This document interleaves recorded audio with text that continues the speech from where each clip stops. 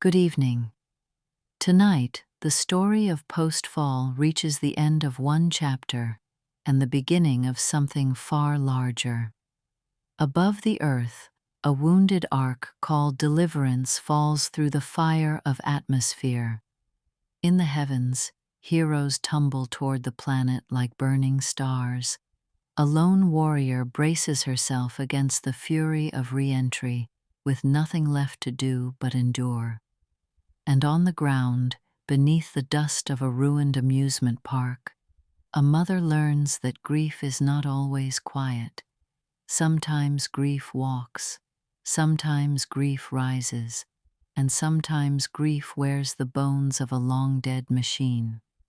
In the ghost town streets of Silverwood, vengeance will take the shape of an ancient wooden roller coaster called Tremor, awakened by a mother's sorrow.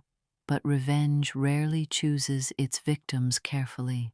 Tonight, one battle ends, but the world of Postfall is only beginning to reveal its consequences. And like all stories that begin with fire, the question is not what burns. The question is, what survives?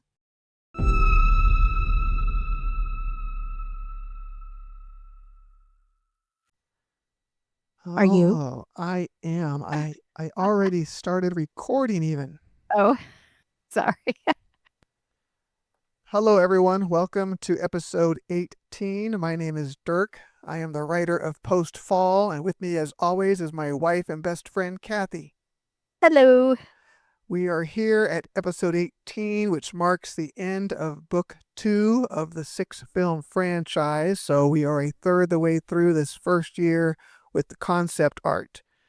And I'm looking forward to the next 4 books as we make more and more of the art that I have not seen for the years that I've had the stories done. At least book 2 was probably about 10 years ago. Book Do you think 3, that the images are coming out like what you're seeing in your head? Pretty accurate. sometimes we are still a little early with AI for concept art, and videos in particular don't work really well, but I do get some images that I love and some that I just tolerate, and I don't have much time to try to fix the ones that I just tolerate. But overall, I am happy, and it's moving pretty well. So, in fact, we can begin now. Okay. As always, I mention that we are here to make Post Fall an original 6-film franchise. I typically describe it as Blade Runner meets the R-rated version of the Chronicles of Narnia. I realized again last week talking to someone describing it that way that they had no idea what Blade Runner was.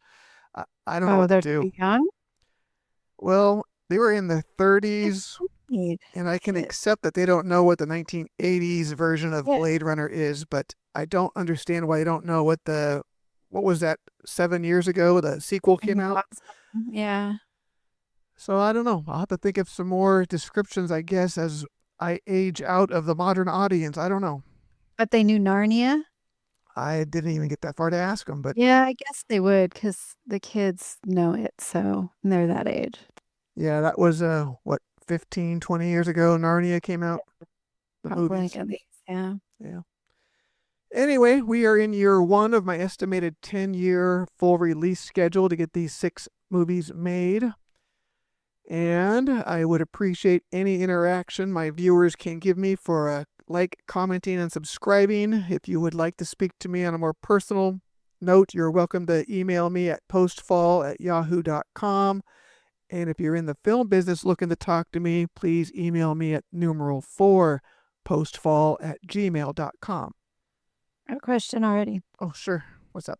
So when you made your description of Blade Runner and Narnia, was that something you came up with?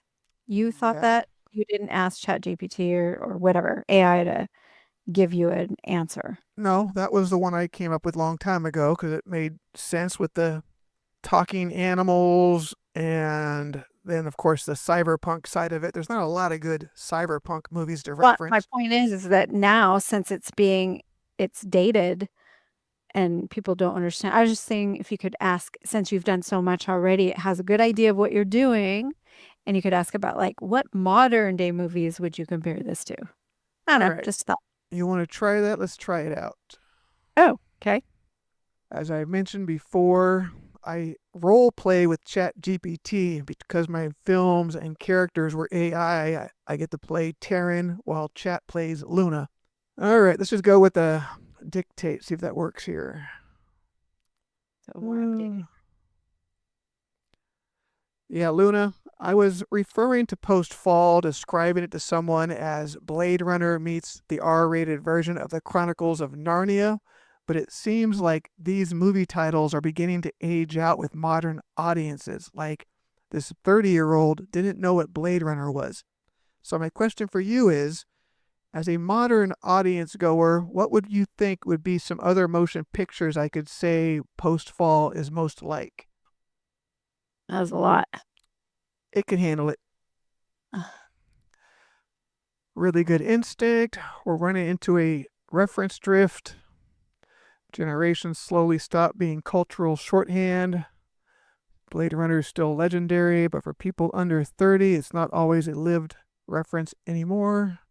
So what's it suggesting here? Dune. We didn't finish watching the new ones, but even the old ones. Well, the new one is because of the volume. You couldn't understand, wasn't it? You couldn't understand what they were saying compared to the music. Yeah, it was part of it, I think. Background. Yes. Frustrating. I only see the Dune reference when it's involving the opposing factions. Like in my case, it's Earth versus the moon. So in that, I can understand Dune. Mad Max.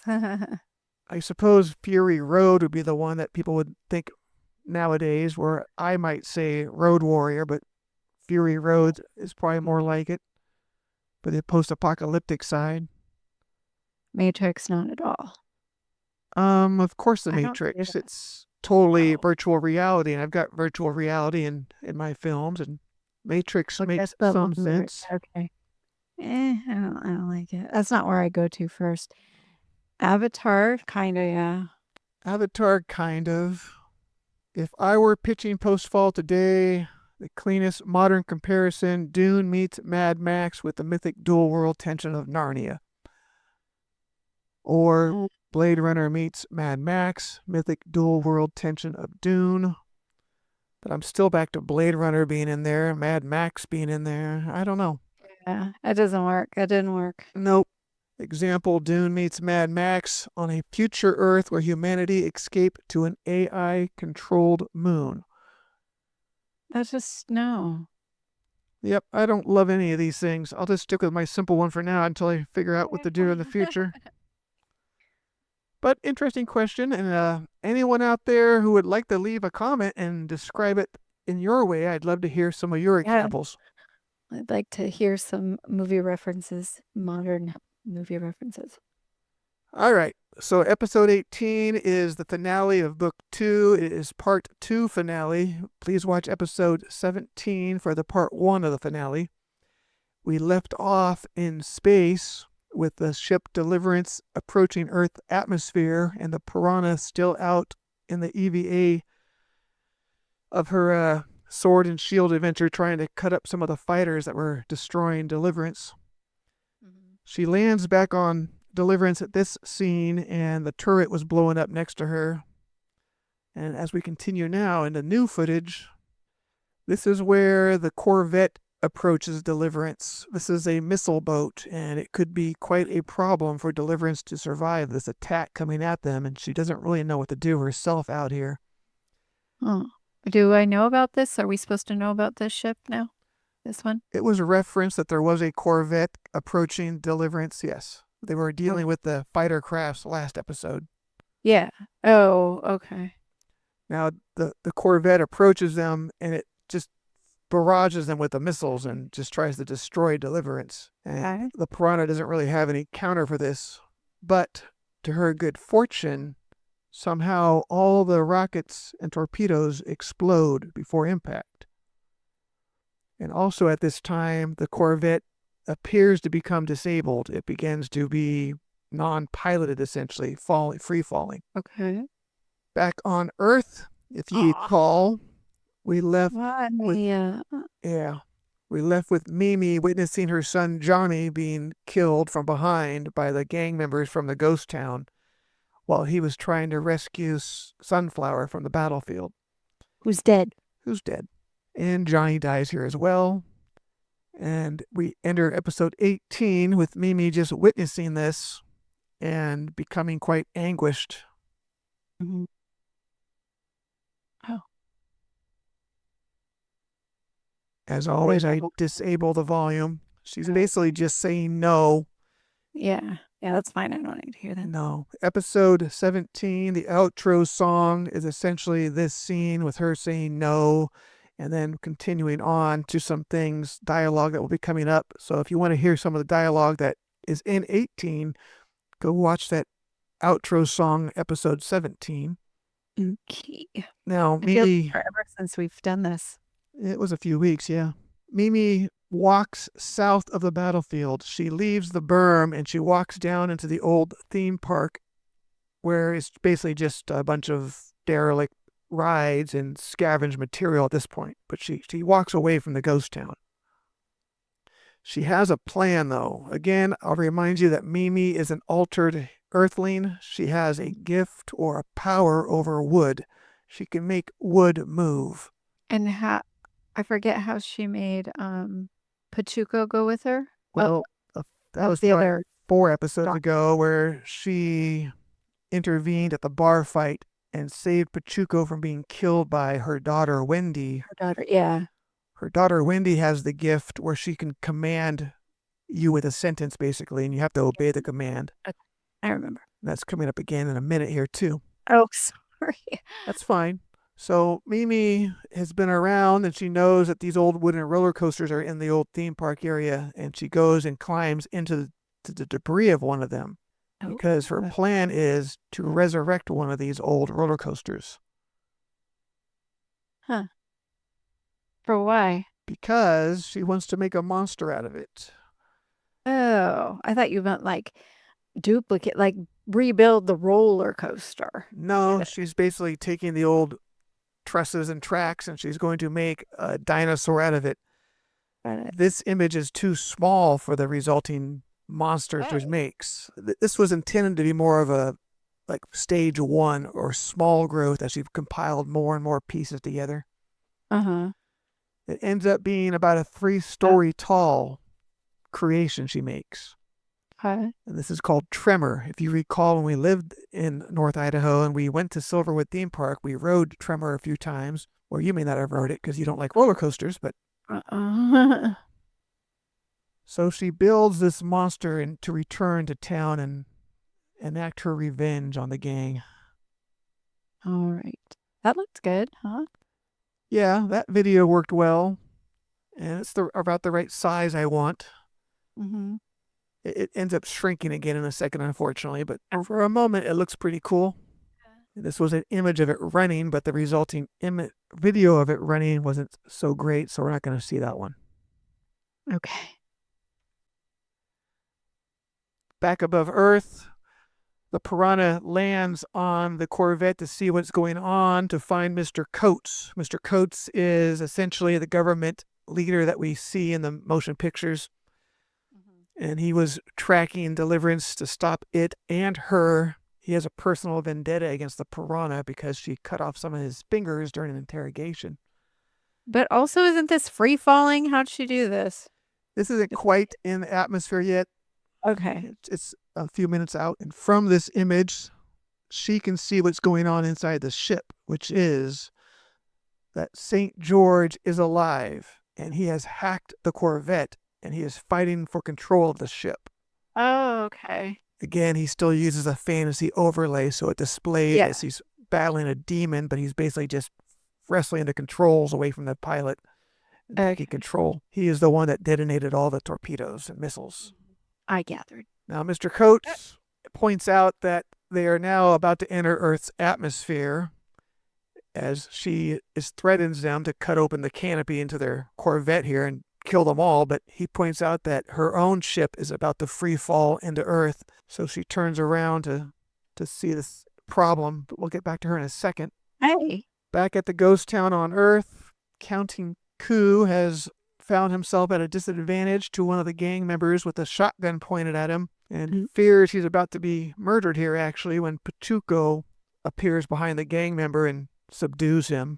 And while Pachuco is checking out the shotgun because he was unarmed up to this point, that's when Mimi arrives with Tremor into the ghost town. Again, Tremor should be about 3 stories tall and should be able to step through a 1-story roof at least. What is his face? Yeah, the video isn't great, but it kind of makes the point. So here the piranha sees Deliverance falling into Earth. She can only hope to catch up to it, which she will, of course, because it's not as far as this image is implying yet. Yeah. Video is a train wreck, as always. He went back. Yeah. I don't have time to fix this stuff, so unfortunately you get faulty videos. I mean, this one I can stop about halfway in and go, okay, it looks good right till now. And there it stops. Just kidding. I mean, the ship scale to Earth here is ridiculous. This is not the size of the ship to Earth. But you get the idea that Deliverance is beginning to enter atmosphere. She lands back on Deliverance. And here we see an image. Well, it's not a great representation of the fighter craft that Henry the Highlander and Shatter took out of the hangar. I literally thought it was going to be the Corvette, you said? I thought it was going to be that. I'm like, what happened? No, this is Henry the Highlander showing that his ship with Shatter in it is disabled and also free falling, presumably to their death. Okay. So St. George is messing everything up. Well, no. This was because of the damage against the enemy fighter craft. Oh, not all 3 of them coincidence. They're all falling out of atmosphere. No, the Deliverance is trying to land on Earth.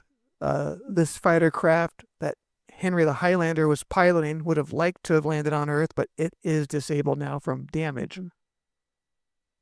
Again, not a great video showing it free falling, but I'm trying to express this finale best I can. What's that? Are you saying he's basically dead? Yeah, him and Shatterbase are going to die at re-entry here. The piranha has little choice, though, as she rides Deliverance down to Earth. She uses her antimatter sword to cut into the hole for the intention of slamming her shield into it as a bulwark against the flames that are about to hit her. Uh-huh. So she drives the shield in, and she basically braces it and tries to survive this entry. That's insane. Back in the ghost town, just a shot here kind of showing, it's obviously smaller though, it's only like 2 stories tall now. So big. I can't wait for video to improve. Wasn't bad. It's not terrible, it's just not great. Yeah. Works. And then a second video, a little better looking Tremor there. So is she coming to kill everybody, even Pachuco, or no? She's kind of mad, just enraged. She's not thinking much about anyone's safety. She's just smashing through the town and smashing anybody she sees, I guess. Okay. In fact, at this point, I could not get Silky. Do you recall who Silky is? Yeah. Silky. Where is she? I forgot. I know who she is. Yeah, I could not get Silky to get on Tremor. Basically, at some point, Tremor's blocking the street, and Silky, the Catwoman, climbs over Tremor and joins Pachuco. But all I got was the worst images. The point is, Silky lands on Pachuco and kind of helps save him from being smashed by the tail as it goes by. And she ends up on the ground on her back beneath him, and he's kind of straddling over her, and she's being flirtatious. And what they aren't paying attention to, unfortunately, is that Mimi's daughter, Wendy, is here now. And as she's talking to Pachuco, Mimi punches her in the head. I'll remind you that Mimi carries a punch gun strapped to her wrist, and she does, in fact, kill Silky here. But again, I could not get the video to work. And I don't often show terrible videos, but this one was so funny, I'm going to show you a terrible video. Am I going to be sad? No. Okay. Aw.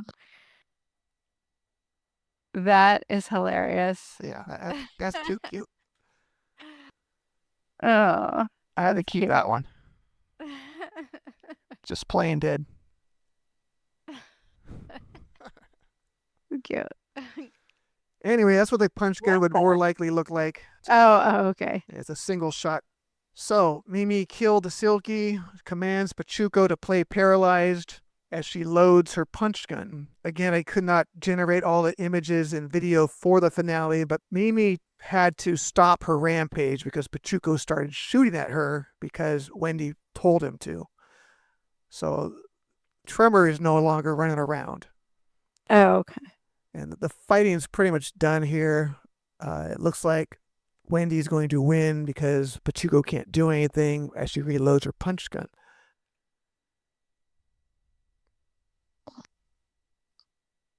It's fiddling, looks like. Just the reloading, yeah. And she kind of toys with him again. If you listen to the episode 17 outro, the end dialogue is Wendy talking to Pachuco here as she prepares to punch him with the punch gun. Ooh. But that is when Deliverance Oh. arrives, having passed through the atmosphere and is destined to land near Silverwood. Is he passed out for real, like in your thing, or is he just... He is playing paralyzed. Until she tells him something else to do or asks him a question, he has to continue to do this. Now, Taryn is piloting Deliverance and still has enough control that he did intentionally return to his home. He lived in the underwater base like 3 miles from here, so he intended to land Deliverance back at home.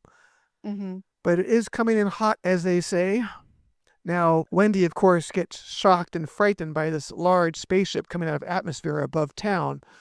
And she mistakenly says, "What is that?"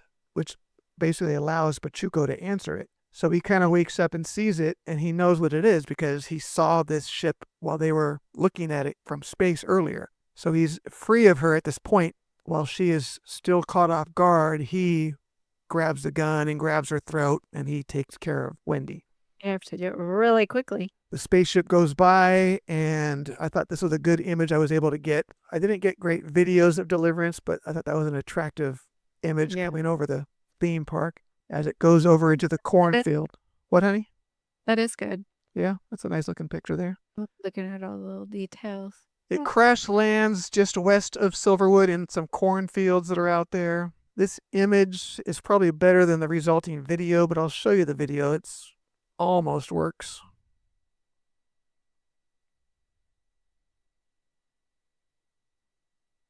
It just kind of plops. Yeah, it's not great, but it crash lands. It's basically going to be disabled after it crash lands, but I don't really kill anybody aboard the ship or anything. And that is the end of book 2. Oh, wow. Looking forward to book 3. Got some more characters, and also looking forward to in book 3 is going to be getting to the storyboard images, the ones that my first posting 8 years ago. Yeah. That is in book 3, which we're going to start working on next week now. That's going to be interesting. You're going to be doing, making these on, yeah. Yeah. There's going to be a lot of yelling and stuff. Now, I'm curious how much one-to-one I'll be able to do from these original concept art into generative AI art. I'm almost wondering if I can just feed these images to AI. Yeah, I thought that would be a good idea. Yeah, that's what I'm going to have to hope for. We'll see how it turns out. This is near the 2/3 mark of book 3, so it's going to be quite a while before we get to the actual orchestra pit battle, but I'm looking forward to getting there. Yeah. Anyway. I mean, you could try it now. Try it now. I'm very curious about scanning it in and giving it to it, seeing what happens. Well, we'll see when we get there.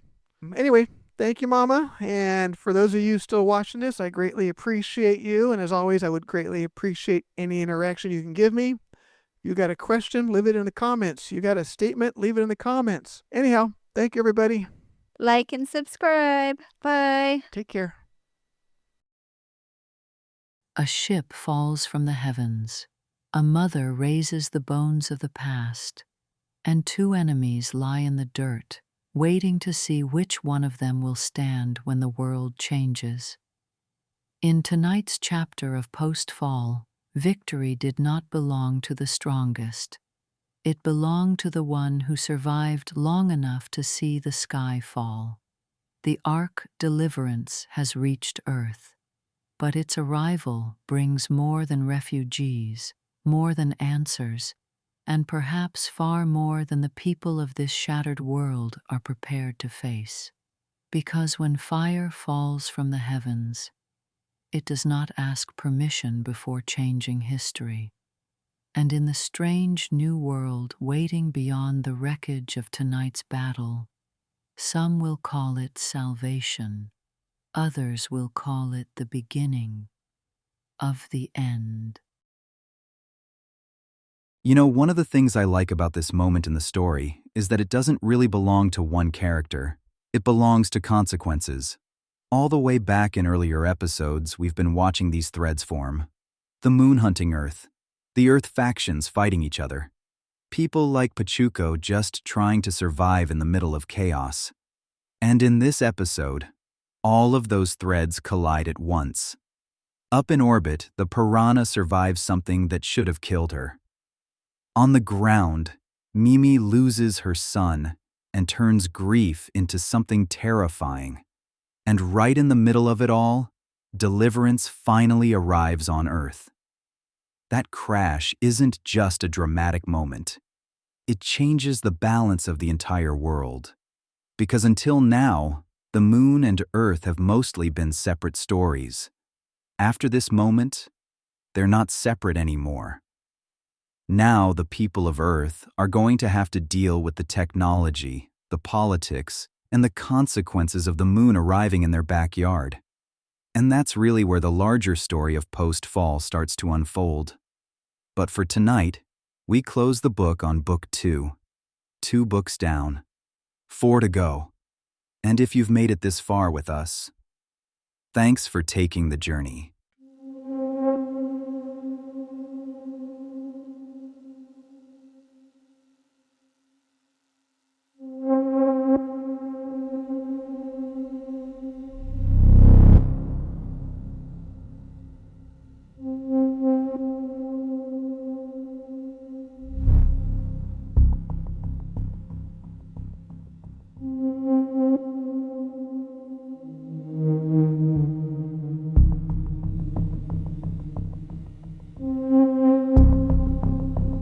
Good morning, Mr. McAllister.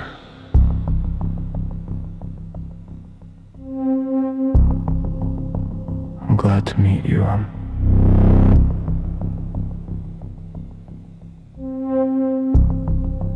Edward Coates, we've met before.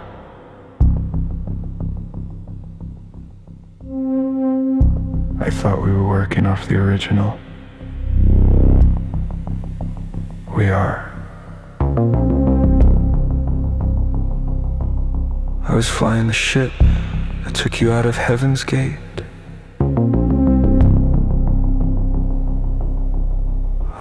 That explains that.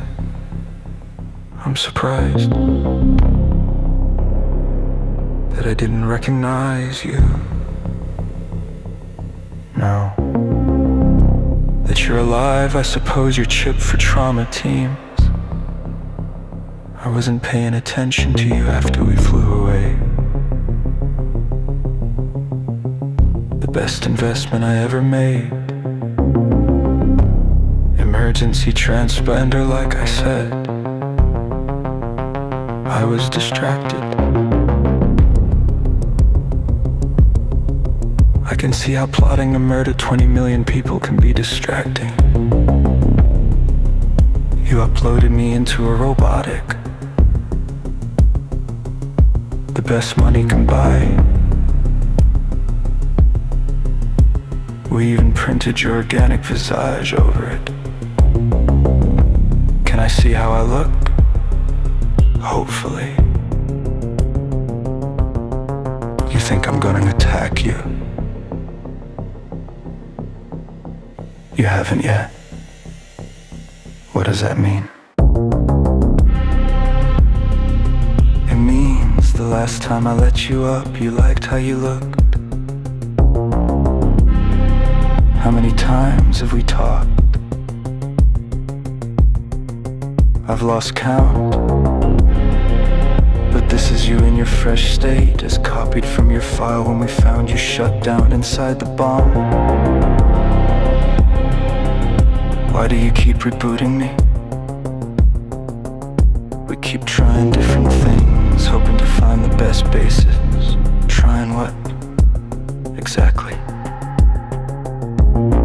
I don't mind telling you again how important you are, but you already know that figuratively 200 years separates the technologies of our two cultures, but somehow you are the apex, so I'm your guinea pig while you look for ways to replicate me. I can't explain how my gift works, but I believe it requires more than something you can program in a computer. That's scheduled for a future discussion to be had with another copy of you. Just how many copies of me have you made?